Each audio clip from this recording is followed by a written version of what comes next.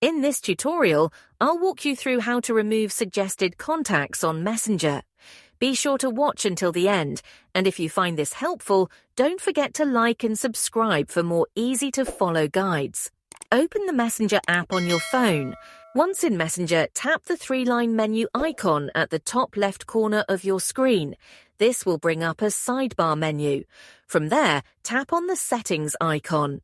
In your settings, scroll down until you find the Preferences section. Tap on Privacy and Safety to proceed. Next, you'll see several privacy options. Find Hidden Contacts and tap on it. This is where you can manage which contacts won't show up in your suggested people list. To add more people to this hidden list, tap Add People. A list of your Messenger contacts will appear. Simply select the friends you'd like to hide from suggested contacts.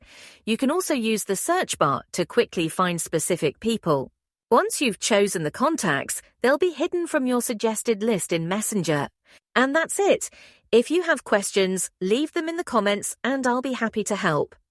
Thanks for watching, and don't forget to like, share and subscribe for more tutorials.